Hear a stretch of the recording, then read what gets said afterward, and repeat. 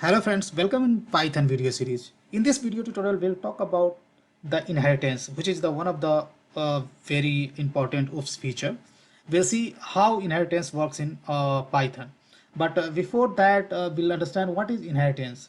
Inheritance allows us to define a class that inherits all the methods and properties from another class. When we talk about the inheritance, then two concepts come into the picture. First of all, parent class, and second is the child class. Parent class is the class being inherited from and also called as base class. Then you have a second concept is called child class. Child class is the class that inherits from another class, also known as derived class. Or in simple terminology, you can say that child class inherits all the properties and functions from the parent class, right? Let's try to understand. Let's say you have a two class X and class Y, and class X has some features and class Y has some features. Now class Y wants to use some feature which already exists in the class X. Then in that case, what you can do, you can write a class Y which will extend class X, so that class Y can inherit all the properties and features from the class X, and in that way you can use the code reusability. So in other words, we can say that inheritance also promotes code reusability, right? Code which is already existing, why I should write twice? Why not I should inherit using the inheritance feature, and so that we can reuse it, right? So let's try to understand how many types of inheritance we have in Python through a practical example. So here I'm going to create a class in Python. Is called inheritance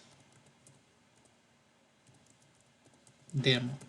Yeah, and here I'm going to create a class X. I know that giving a class name like this is not meaningful. We should always give the meaningful class name, but just sake for our understanding, just I would like to make it clear about all types of inheritance in Python. So just for simplicity, just I'm giving the class name as X, and let's say I have properties like data X, and here I'm going to assign some value like, let's say 10. Okay, and I will define some functionality, right? So let's say def, and I would say x1, right? And here just I'm going to print a message, right? In real scenario you can have some complex logic, right? And here I would say feature x1, right? And I'm going to define one more functionality or one more function, let's say x2, and just I'm printing feature x2. That's it. Now I'm going to define one more class, right? I'm going to create one more class. It's called, let's say, y,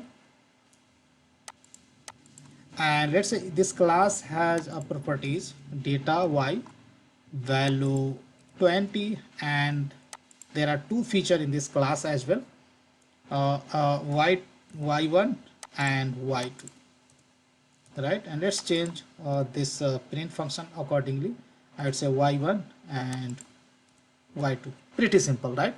Now let's say whatever function we have in class X, right, properties and functions that class Y wants to access, right? Then simply what you can do, class Y can extend class X, something like this, right? So simply what you have to do in class while creating the class Y, in bracket you have to specify the class name, which will be the super class for class Y, right? So here now in that way we can say that class Y extend class X. And now if you create an object of class Y, so here I'm going to create an object of class Y equal to Y. Now I got the reference of class Y, right? An object of class Y. And if you try to access, then here you can see a variable x2 sorry, method x2 and method x1 and x2 I can access, and of course data from class x1 we can access as well, right? And y1 y2 and data y1 that belongs to the class y itself. So here you can see we can access all the features, all the features or all the functionalities or all the functions and features from superclass, right? And that's how when we try to access, it is allowing me to access, right? If let's say I'm trying to access x1 which is in parent class, right? So if I run, then you'll get the output, and here we get the output. Okay, sorry. So I have to right click and run it. So here you can see feature x1 which is accessing from the superclass. So here in this case we have a one superclass and one subclass. This is called single inheritance. In single inheritance you have a one superclass and one subclass. This is the first type of inheritance. Now second type we will see, that is called multi-level inheritance. In multi-level inheritance you have a class A, class B, class C, class D, something like that. And class A extends class B extends class C extends class D, something like that, right? You have a multi-level. So here we have a class X, right, which is the superclass of class Y. Again we can create a class. Let's say I will create a class Z, right? So I'm going to create one more class, right? I would say class Z, and class Z again will extend class Y, right? So what we are doing over here, we have a class X and class Y. Class Y extends class X and class Z extends class Y. So we have a multi-level, right? And let's say value I'm going to assign, let's say 30 in this case, and I would say data Z. Accordingly I'm going to change Z. Wherever you see Y, I'm going to replace with Z. I'd say Z and Z. So this is called multi-level inheritance. If I create an object of Z, right, and if you try to access, let's say I got the reference of Z, or object reference of Z, right? So if I try to access, then here you can see all the feature x1 x2 which is coming from the so in this case for class Z, Y is the just parent class, right?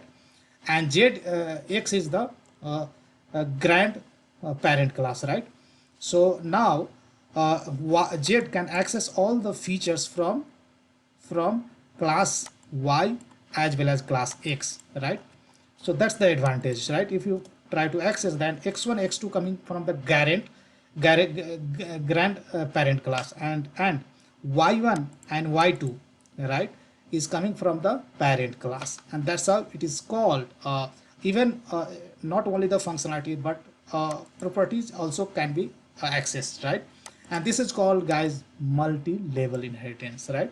So if I try to access any features from either from the parent class or grand parent class, I can access easily, right? If I try to access, let's say x2, if I try to run, then here you can see feature x2 I can access. This is called multi-level inheritance, right? This is the second type of inheritance. Then next is called multiple inheritance. In multiple inheritance, a class can extend a multiple class, means a class can have multiple parents. Let's say I'm going to create a class.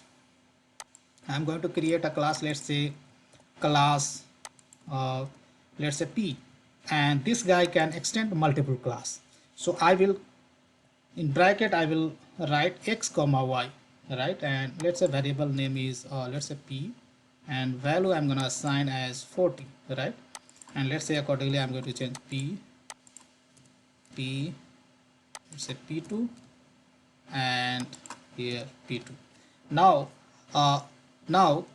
class P can access all the properties and features from class X and Y, and that is called multiple inheritance. If I create an object of class P, so let's say create an object of class P, and using this reference we can access all the properties and functions from class X plus class Y. Here you can see all the features from class X and Y I can access, right? Up.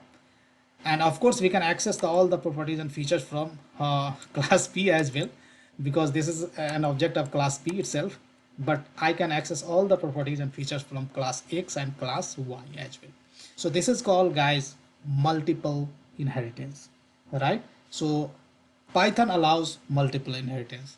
Then last but not the least, we have a hierarchical inheritance. In hierarchical inheritance, of course we can have a multiple child class, right? Here uh, you can see here here parent of Y is X.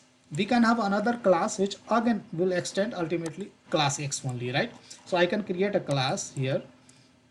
Let's say a parent of Y is X. I can create one more class which ultimately again extends class X only, right?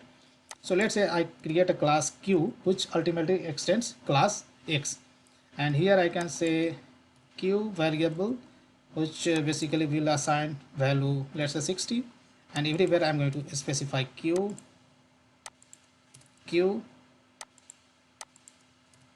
Q and Q, right? Now we have a two children for class X. One is the Q and another is Y. So if a parent can have multiple children, that is called hierarchical inheritance, right? That is also possible. So we have learned there are four types of inheritance in Python. First of all, single inheritance. There we have a one child and one parent. Then we have a multi-level inheritance. We have a hierarchy like A extends B, B extends C, C extends D, something like that. Then we have a multi-level inheritance. Then we learned we can have a multiple parents for single child. That is called multiple inheritance. And we have a finally hierarchical inheritance. There we have learned one parent can have multiple children. That is called hierarchical inheritance. So that's all I wanted to discuss in this video tutorial, guys. Big thank you for watching this video, and see you there in the next video tutorial.